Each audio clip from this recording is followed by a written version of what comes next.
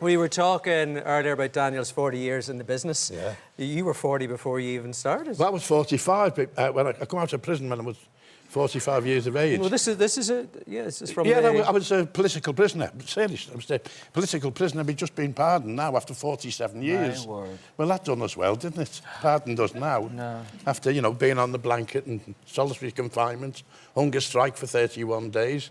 But, you know, we had to do what we done. And this was the builder strike in the 70s. The one and only ever. Yes. The one and only ever building strike. And I, living in North Wales, living in a little council house with my wife and my two small boys.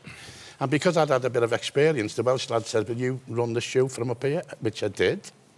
But I was asked to be a prosecution witness. And I said, how can I be a prosecution witness? I was in charge. So they said, well, we'll have to charge you. So that was it. And you went to jail, you got released, you couldn't get a gig building, and so that's how you got into acting? That's how I got in. I was going around the pubs and the clubs, doing a few gags, playing a few tunes on the banjo, seen an advert in the Liverpool Echo for anyone with trade union experience and an equity card to come for an audition for the movie. So I went all the way down to LWT for this audition, and I didn't put my own name on the application form because everyone knew Ricky Tomlinson, so I put a phony name on. Went in, met this fella, and when I went into his office, he was sitting on the back of the chair with his feet on a polished table. And I felt, if my mother was behind you, she'd say, get off. Yeah. Anyway, we ended up having a row, and I told him to stick his film. I said I couldn't put up with what he was saying. And he said to me, no one knows what it's like to be having a hard time at now. And I said, so I'd walked across London. Because when I was driving down there in my little post office van, I seen a sign, London, I parked behind it. I thought it was there. So I put my finger in the hole in my shoe, and my foot was bleeding, and I went, do you think that's nail varnish? I said, stick your film. So I'm going down in the lift, and he's shouting, I know who you are. You're Ricky Tomlinson, and I'm shouting. Anyway, I told him I was a City and Guilds plastering and done a bit of technical drawing and stuff like that. And funny enough, his office phoned me the next day. The lady, and she said, Roland wants you to go to, I just forget where it was now, Formby or somewhere, just forget. And he wants you to do a workshop. So I phoned my mate and I said, listen, this fella wants me to build him a workshop. I said, have you still got the van, Tony? And he went, yeah. I said, have you got any gear? He said, yeah, I've got a mixer, bit of stand-up. I said, come on. So we went. And when we got to where we were going, it was a block of flats. I said, where does he want a workshop building here? And when I went in, it was Frankie Clark, Margie Clark, all actors. And I said, what are you doing here? He said, we're here for the workshop. What are you doing? I said, oh, that's what we're here for, you know. And so you got the gig. I got the gig, yeah. On to great things. Yeah. I mean, when you walked out here tonight, everybody, you know, obviously recognises you from the royal family. You know, you guys... It was a wonderful job, that. Wonderful job. Yeah. You also worked with the late, great Caroline Ahern. Yes. Did you do the show with Caroline? I did Mrs. Merton with her. Isn't that wonderful? But, I mean... Well, you know, they weren't going to commission the royal family. Yeah.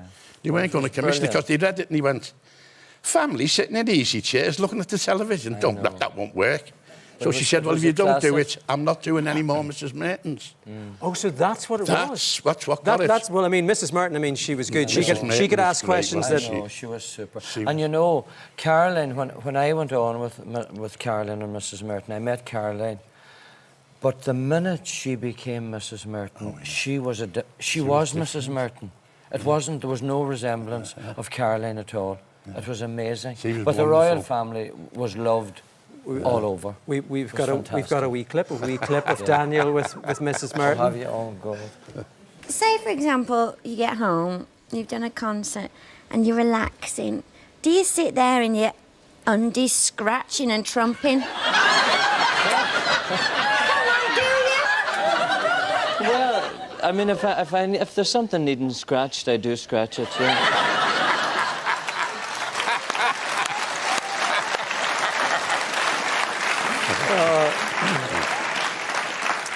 But you know, that show was so special, the royal family. Did you realise how special it was when you were doing it? Because it was a game changer for comedy, wasn't it? It was wonderful, but she had a wicked sense of humour, you know. And we only worked Monday to Friday. And she phoned me at home one Friday night, late, about 9 o'clock. And she said, Ricky, can you get up to Manchester tomorrow? I said, what for? She said, we've just been in the edit suite and there's something wrong with the scene you've done. She said, so if you can come in, we can sort it. I said, OK. What time? We get there 9 o'clock. I went in and Aaron Craig was sitting on the settee. The screen was there. And I said, what's the scene? She said, it's where you've got injured your 2 toes, by the way, and you've just got your underpants on and your vest. And Dave and Lakey are carrying you up the stairs. I said, oh, are you? So I said, well, what's the problem? She said, well, one of your testicles was hanging out. I said, what? She said, when we got it in the edit suite, she said, one of your testicles was hanging out. She said, what do you think about that? And I said, well, was it a big one or the other 2? Anyway, they got it rubbed out. They got it erased digitally. It cost them a fortune to get it erased. All they needed was the banjo. Oh, God. We've got to get the show in. Tell us, the show is starring your good self. It's coming to... Where's it coming to? Irish Annie. It's going all over. Oh, there's the poster. That's it. Irish Annie. I thought it was the proclamation. It's a musical with a lovely twist in it. And it's absolutely great, There honestly. it is. There it is. Irish Annie's. It's coming to Ireland next April. Dublin, Cork, Galway, Drogheda. For further details, tickets, go to irishannies.com. And you might get another story like Ricky finished with tonight. But you know, you were talking about ghosts before. I wouldn't sit here and tell a lie to them people. Because once you tell a lie in the game, as you know, you're finished. I have seen them in the broad daylight. The wind's not howling. There's no moon. There's no wind. There's nothing like that. I hired a little club off the council in Liverpool and started a drama group there. And it had a spiral staircase. And I'm coming in one morning, and I'm just going to go up to... This toilet was on the first floor, and my office was there, like. So I'm going to go up there, and a lady come out. And she's got a pram, a little girl in the pram, and holding another little one with a hand. And she went down the stairs, and I went, I better come back and give her a hand. And when I would come back, she'd gone. So I thought, that's strange. So the next morning, I'm coming into work, and I had a few lads who were having a hard time, and I had rooms upstairs. I had 8 little rooms, and the lads used to have them for nothing, you know. They were all skint. And there was an Irish lad there, and he'd done 11 years in jail. And he was a diesel fitter, and he was frightened of nothing. He'd done 11 years. He'd shot a policeman, and the bullet had scraped the fella's head, hadn't killed him, scraped his head. Anyway, Albert had done 11 years. And I come in one morning, and he's walking down the spiral staircase with his face to the wall. I said, Albert, I said, what? I said, you're going to be falling over. You're going to break your neck. He went, oh. He said, I have to do it. He said, every morning when I get up and I'm coming to it, because as I say, he was a diesel fitter. He said, there's a woman coming out of there. He said, she's got a pram with a baby in the pram and holding another one. He said, and when I get to the front door, it's locked. So the club was over at what used to be a bank. And fellas used to climb up the drain pipe outside, get into the club and think they could get into the bank. Anyway, I used to breed bull mastiffs.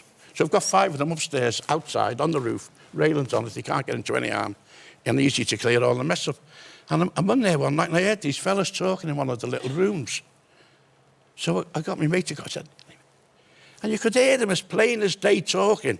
So I said, go downstairs, I said to the barmaid, phone the police, tell them to come down Mount Pleasant, but don't put the horn on the police car, leave the front door open.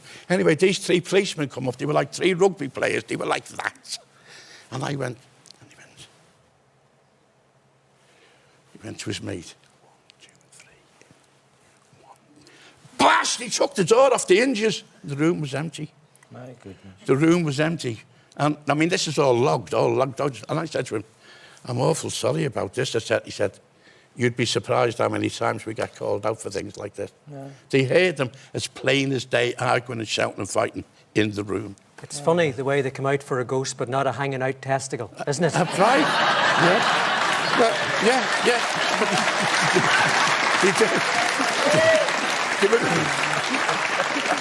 Hold that thought.